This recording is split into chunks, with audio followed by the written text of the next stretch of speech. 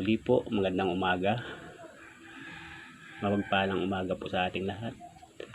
Isa naman pong magandang loob ng ating Panginoon na tayo po ay muling magising sa umagang ito.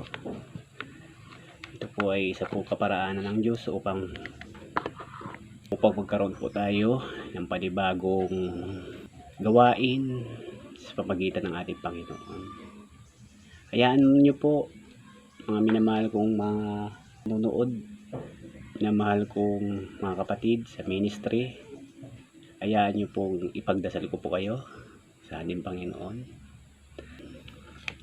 O Diyos na makapangyarihan sa lahat, na may gawa ng langit at lupa, sa mga hindi po nakikita at nakikita, marami po pong salamat o Diyos sa mga pagpapalang hinahatid mo po sa araw-araw, sa mga dumadaan na mga araw po sa aming mga buhay. O Diyos, nawa po patawarin mo po kami sa aming mga pagkukulang, kasalanan.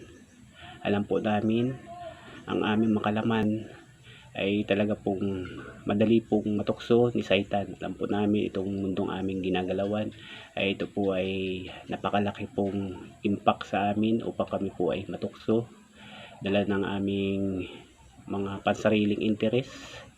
O Diyos, nawa po iyong presensya ang mamayani sa aming mga buhay. Apresin mo po nawa ang aming mga puso upang ikaw po ay manahan kung kami po ay naliligaw ng landas. Nawa po ikaw po ang tumahak sa aming mga bawat puso, sa aming mga pagkukulang. Alam po namin sa aming mga pagsubok o suliranin sa aming mga buhay. O Diyos, gabayan mo po ang bawat isa sa amin. O may mga karamdaman po o Diyos, iyo pong paghilumin, pagalingin yung mga dumadaan po sa mga pagsubok na tulad po ng mga depress. Naway gabayan mo po sila upang ikaw po ang manaig sa kanilang mga buhay, Panginoon. Alam po namin, binibigyan mo po kami ng pagkakataon upang tumahak sa mundong ito upang malaman namin ang realidad ng aming ginagalawan, Panginoon, upang tahakin din po ang iyong mga salita. Alam po namin, ito po ay kaparaanan mo upang malaman namin kung hanggang saan ang aming pananampalataya sa iyo, Panginoon. Gabayan mo po rin ang aming mundo na aming ginagalawan sa ngayon. Alam po namin ay nasa iba't ibang dako na po ang iyong mga paalala.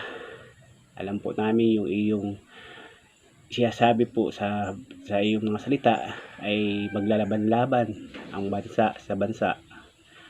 Ito po ay iyong pong kaparaanan upang kami po ay mas manaig o maniig sa iyong landas, Panginoon. Naway tulungan mo rin po ang aming mga ministry na umaakay sa mga taong naliligaw.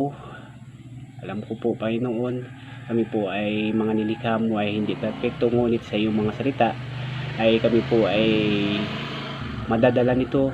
Kami po ay maging karapat dapat sa iyo, Panginoon. Naway akayin mo po kami at manatili ka sa aming mga buhay, sa mga mahal namin sa buhay na hindi po namin nakakasama. Ikaw po nawa ang mag-ingat sa kanila, bawat isa, Panginoon. Alam po namin ang iyong kapangyarihan ay walang limitasyon. Nawa po, Panginoon, ang pasasalamat at papuri at kalawalatian ay itiyataas ko po sa iyo at binabalik sa iyong makapangdiyos. In Jesus' name, Amen and Amen.